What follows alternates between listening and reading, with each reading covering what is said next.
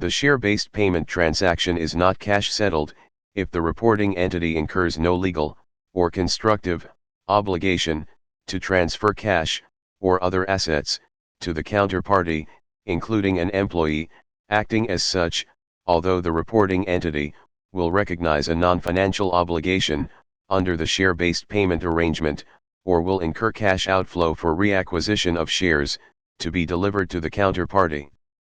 What are examples of cash-settled share-based payment transactions? We listen to Susan. Cash-settled share-based payment transactions include these grants. Grants of share appreciation rights are cash-settled share-based payment transactions, wherein employees, acting as such, are entitled to cash payment, as part of their remuneration package, based on the increase in share price of the reporting entity, or another group entity, from a specified level over a specified period. Grants of phantom equity instruments are cash-settled share-based payment transactions, wherein employees, acting as such, are entitled to cash payment, as part of their remuneration package, equal to the gain that would have been realized from the sale of a notional number of equity instruments, including shares and share options, on settlement date. And grants of mandatorily redeemable equity instruments are cash-settled share-based payment transactions, wherein employees, acting as such, are entitled to cash payment, as part of their remuneration package, by granting them right to equity instruments, including shares and share options, which are redeemable for fixed or determinable future price, at fixed or determinable future date, or at the employee's option. Cash-settled share-based payment transactions include these grants. For cash-settled share-based payments to employees, how is the cumulative cost of share-based payments liability continuously estimated? We listen to Jennifer. For cash-settled share-based payments to employees, the cumulative cost of share-based payments liability is continuously estimated, as follows. On each reporting date, before settlement date, the fair value of the share-based payments liability is determined by applying an option pricing model, which must reflect any market condition, non-vesting condition, and the extent of services rendered by employees by each reporting date before settlement date, but must ignore any service condition and non-market condition. During the vesting period, the cumulative cost of the share-based payments liability is measured at its fair value on reporting date, multiplied by the expired portion of the vesting period. Note that when the cost of services received in cash-settled share-based payment transaction is included in the carrying amount of an asset, such as inventories, that carrying amount is not adjusted for changes in fair value of the share-based payments liability. From vesting date until settlement date, the cumulative cost of the share-based payments liability is measured at its full fair value on reporting date.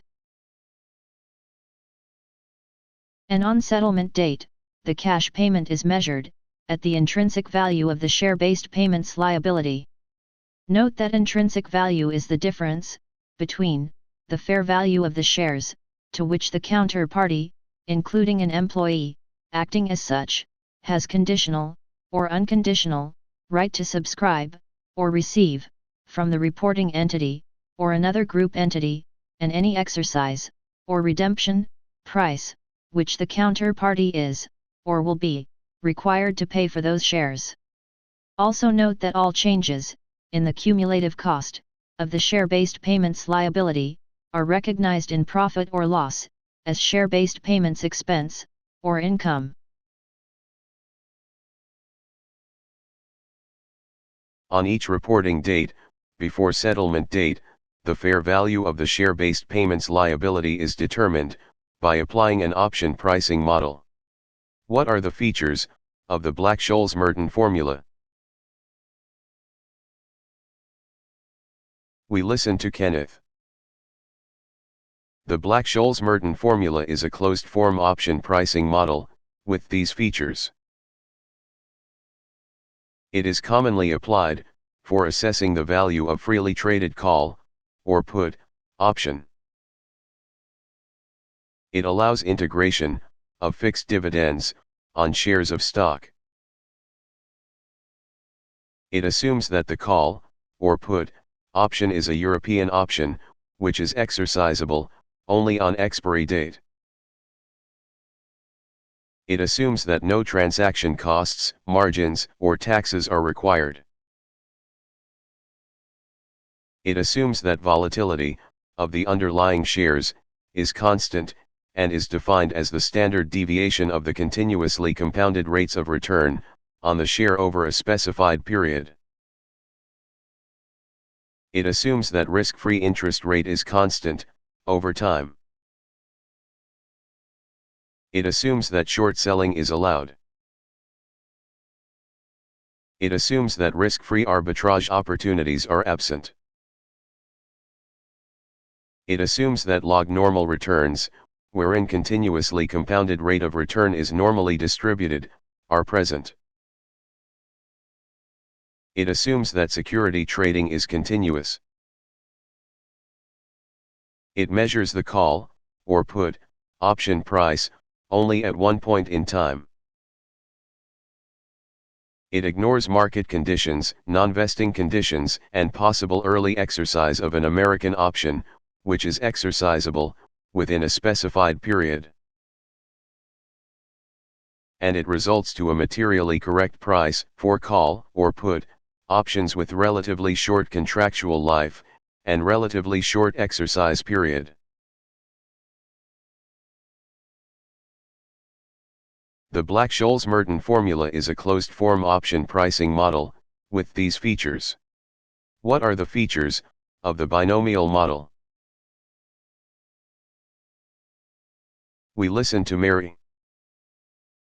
Binomial model is a lattice option pricing model, with these features.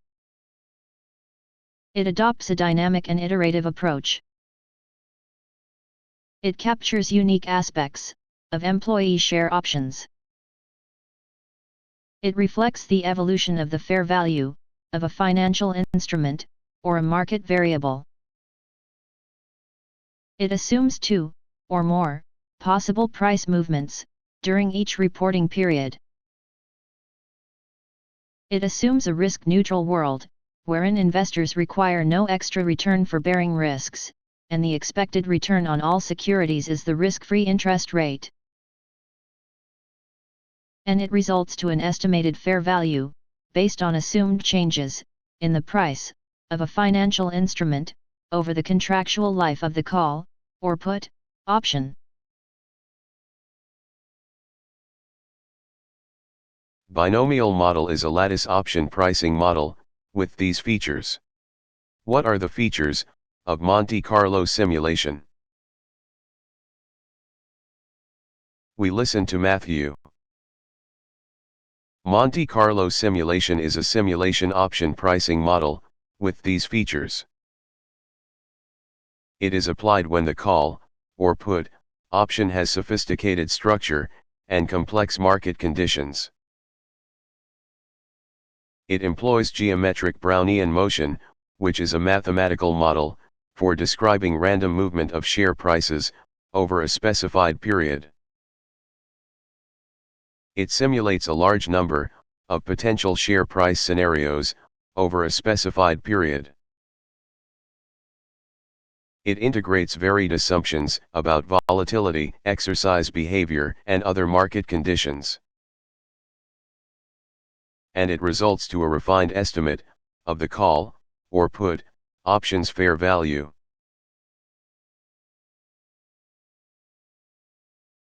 Monte Carlo simulation is a simulation option pricing model, with these features. When are cash-settled share-based payments to employees presumed to vest? We listen to Michael. Cash-settled share-based payments to employees are presumed to vest on either of these timings. if without contrary evidence, vesting is presumed to be on grant date, wherein share-based payments expense is fully recognized, in profit or loss. Or if with vesting condition, vesting is presumed to be at service expiry, wherein share-based payments expense is recognized, in profit or loss, over the service period. Cash-settled share-based payments, to employees, are presumed to vest, on either of these timings. For cash-settled share-based payments, with service period, how is the share-based payments expense, or income, for each reporting period measured? We listen to Susan. For cash-settled share-based payments, with service period, the share-based payments expense, or income, for each reporting period is measured, as follows. The expected number of remaining employees, with exercisable share appreciation rights, is multiplied by the number of share appreciation rights granted, per employee, then multiplied by the fair value per share appreciation right, at year's end, ignoring service condition, and multiplied by the expired portion, of service period, to determine the fair value of share-based payments liability, on each reporting date. The actual number of remaining employees, who exercised share appreciation rights, is multiplied by the number of share appreciation rights granted, per employee, and multiplied by the intrinsic value per share appreciation right, on each exercise date, to determine the intrinsic value of exercised share appreciation rights, for each reporting period. And the share-based payments expense, or income, for current reporting period equals, the fair value of share-based payments liability, on current reporting date, minus, the fair value of share-based payments liability, on preceding reporting date, and plus, the intrinsic value of exercised share appreciation rights, for current reporting period.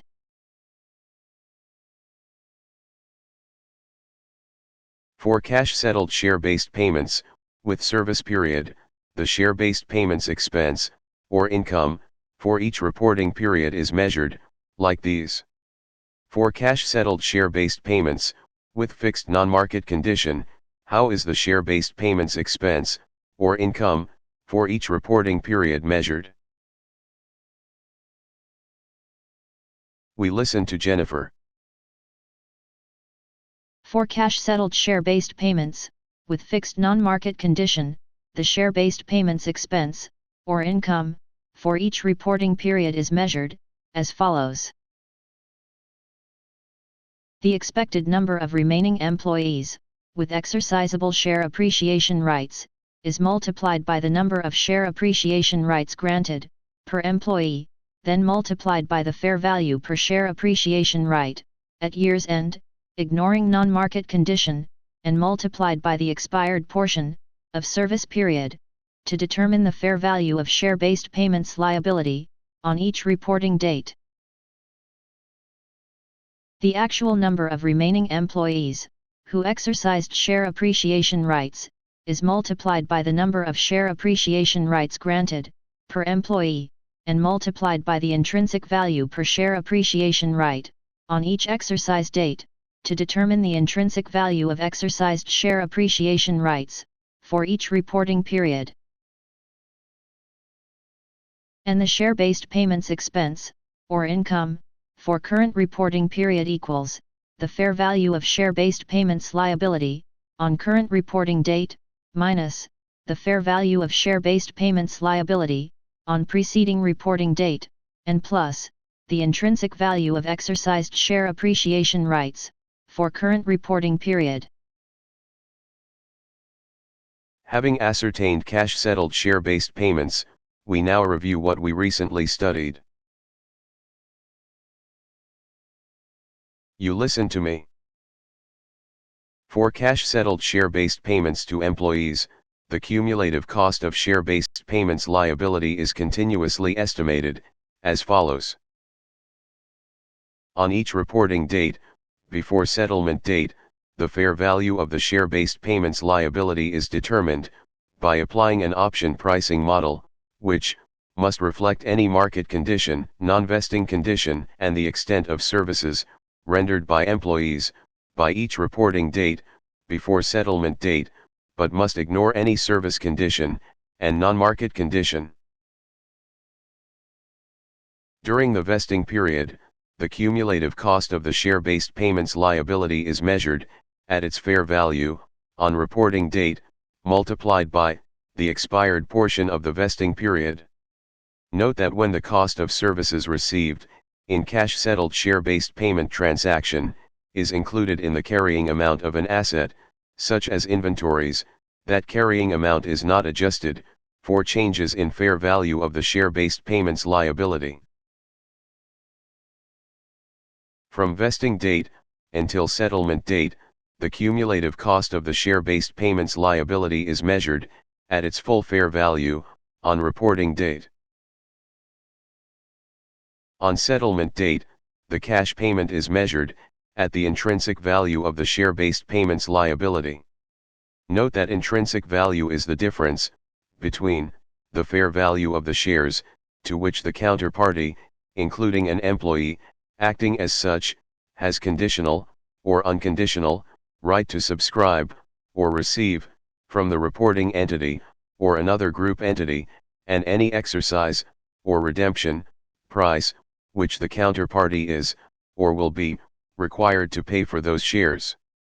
Also note that all changes in the cumulative cost of the share-based payments liability are recognized in profit or loss as share-based payments expense or income. For cash-settled share-based payments with service period or with fixed non-market condition, the share-based payments expense or income for each reporting period is measured as follows. The expected number of remaining employees with exercisable share appreciation rights is multiplied by the number of share appreciation rights granted per employee, then multiplied by the fair value per share appreciation right at year's end, ignoring service condition or non-market condition, and multiplied by the expired portion of service period to determine the fair value of share-based payments liability on each reporting date.